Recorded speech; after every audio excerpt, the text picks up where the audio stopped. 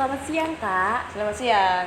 Oke, Kakak sendiri atas nama siapa ya? Oke, perkenalkan nama aku Nabila Pranita Nasir, bisa dipanggil Abel. Oke, kalau Kak Abel sendiri dari program studi apa dan juga dari kelas apa? Oke, aku dari psikologi kelas 3B. Oh iya, dari psikologi 3B ya, Kak. Oke, karena di sini Kakak mendaftarkan sebagai kepala divisi dari PSDM itu sendiri, apakah benar? Benar. Oke, di sini izin untuk masuk ke sesi wawancara ya, Kak. Dan di sini ada beberapa pertanyaan yang akan menjadi penilaian dari kami sendiri Imagiri UNY untuk bisa menjadikan Kakak sebagai kepala divisi nantinya. Apakah Kakak bersedia? Boleh, bisa dia? Oke, untuk pertanyaan pertama, bagaimana sih pengalaman Kakak sendiri dalam organisasi sebelum membantu Kakak menerapkan diri untuk divisi ini gitu?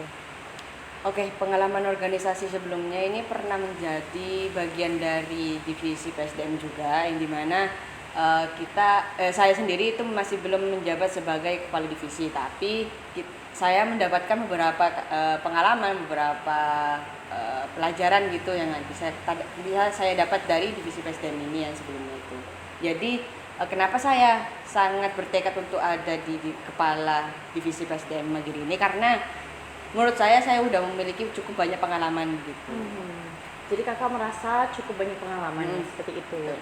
Oke, lalu Kakak sendiri itu tuh gimana sih untuk memastikan kalau misalnya nilai-nilai organisasi ini tuh tetap terjaga gitu dalam program yang akan Kakak lalui nantinya, seperti itu? Mungkin sebelumnya saya harus tahu dulu visi misi dari Magini itu apa. Jadi setelahnya baru merancang program atau hal-hal yang akan kita kerjakan ke depannya sesuai dengan visi misi yang ada di organisasi Magiri tersebut. Oke, jadi mengetahui visi misi dari Imagiri baru mengelola seperti itu ya, Kak.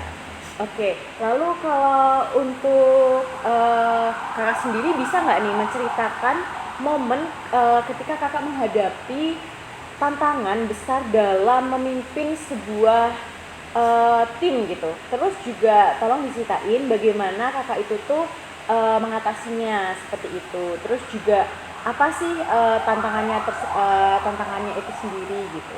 Oke, terkait itu pernah menjadi beberapa kali menjadi kepala atau ketua di kepanitiaan, bukan di organisasi, yang dimana itu pengalaman yang membuat saya itu merasa kayak ini pengalaman yang sangat berharga gitu. Dan beberapa kali juga ada masalah seperti yang namanya miskom antar internal, itu hal yang sudah biasa gitu.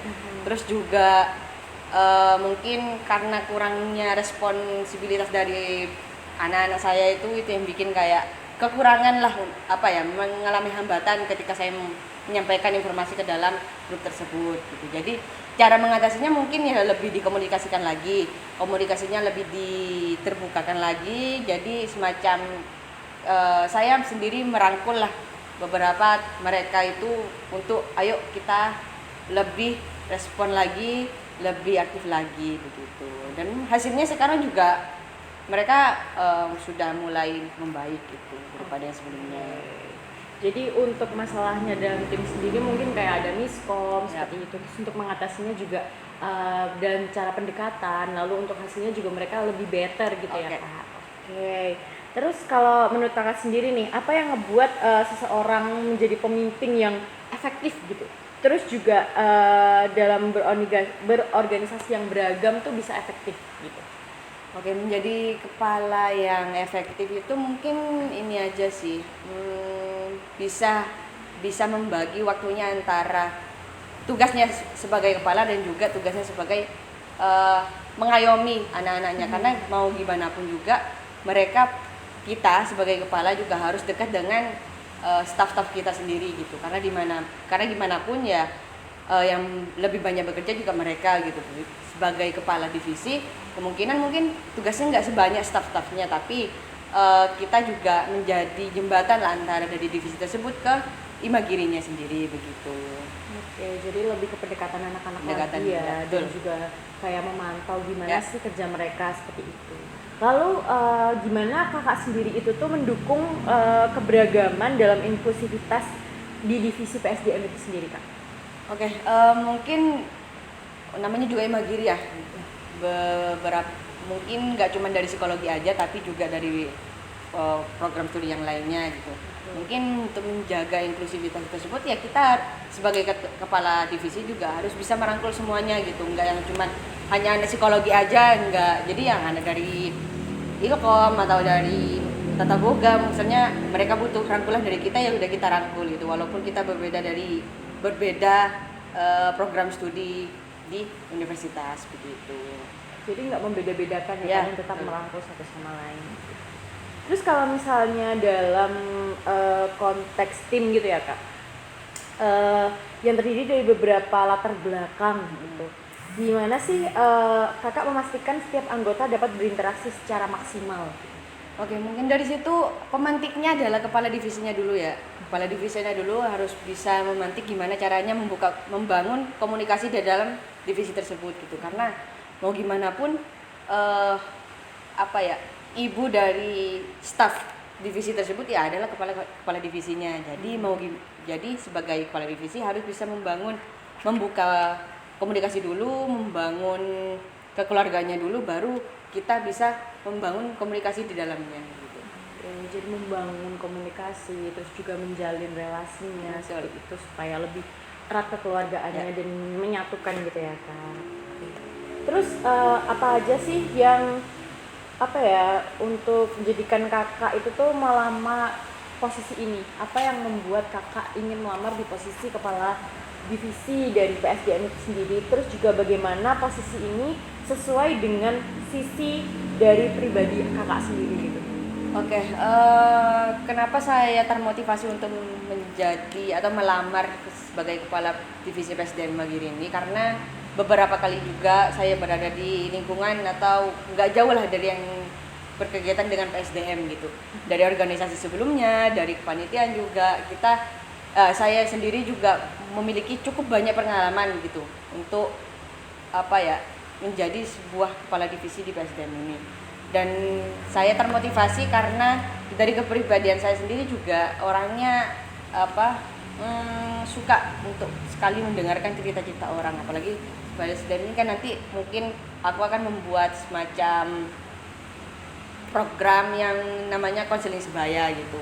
Jadi itu yang membuat kita kayak staf-staf Himagiri itu butuhnya apa ya, konselingnya ke kita gitu sebagai PSDM. Oke, terus kalau misalnya kakak terpilih nih, gimana kakak akan memprioritaskan program-program PSDM di organisasi ini gitu?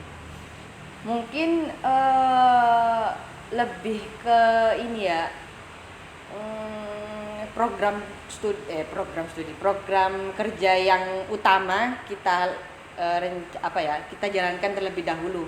Karena ada dari aku sendiri itu ada beberapa program kerja yang utama yang harus kita kerjakan. Salah satunya itu yang barusan saya singgung, yaitu konseling sebaya. Nah, itu yang mungkin bisa membangun SDM juga di dalam Imagiri tersebut. Jadi untuk memfokuskan itu tadi ya kak, program studi konseling sebaya seperti itu. Terus gimana sih kakak membangun hubungan yang kuat antar anggota gitu, dan juga menciptakan budaya kerja yang positif? Oke, mungkin kalau untuk membangun hubungan di kerja itu ya pertama tadi ya membangun komunikasi terlebih dahulu, relasinya bererat terlebih dahulu. Karena kalau udah staff-staff merasa nyaman dengan ketuanya, biasanya kerjanya akan lebih enjoy gitu. Dan mereka akan lebih kayak tidak merasa terbebani walaupun dikasih tugas sebanyak apapun itu gitu.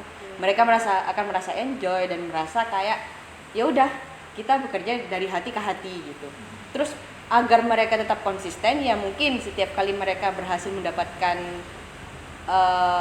suatu keberhasilan lah gitu, macamnya gitu. Ya mungkin dari saya sendiri atau siapapun nanti akan semacam memberikan apresiasi kecil-kecilan, entah itu berupa ucapan terima kasih ataupun kata-kata positif gitu, atau bisa dengan memberikan sebuah semacam jajan kecil-kecil gitu aja sih. Kalau dari kakak sendiri, apakah itu udah termasuk dalam budaya kerja yang positif? Ya sudah positif. Oke, lanjut untuk pertanyaan terakhir nih Kak. Kita udah masuk ke pertanyaan terakhir, Boleh. yaitu gimana inovasi yang akan Kakak terapkan untuk meningkatkan kinerja dari PSDM itu sendiri? Oke, mungkin bisa dengan melalui yang barusan, yang udah saya singgung, yaitu konsili sebaya juga. Terus juga mungkin tiap bulannya kita akan memberikan semacam apresiasi untuk setiap anggota di Imagiri tersebut, kayak macam kata-kata atau kalimat-kalimat yang memotivasi gitu. Karena kan pasti mereka kerja udah capek, udah lelah, dan mereka membutuhkan itu untuk membangkitkan motivasinya lagi begitu. Oke, jadi dibangkitkan motivasinya, terus juga inovasi dari konsili sebaya supaya mahasiswa-mahasiswa yang ada di organisasi Imagiri itu sendiri tidak merasa bosan, kelelahan dalam organisasi itu sendiri gitu ya. Oke, ternyata sesi wawancaranya udah selesai nih Kak. Terima kasih banyak karena sudah mendaftarkan diri di Kepala Divisi PSDM Imagiri itu sendiri gitu. Terima kasih untuk waktunya dan ditunggu aja ya Kak untuk informasi selanjutnya. Semoga bisa diterima di Kepala Divisi PSDM Imagiri itu sendiri nantinya. Oke. Terima kasih. Terima kasih ya Kak.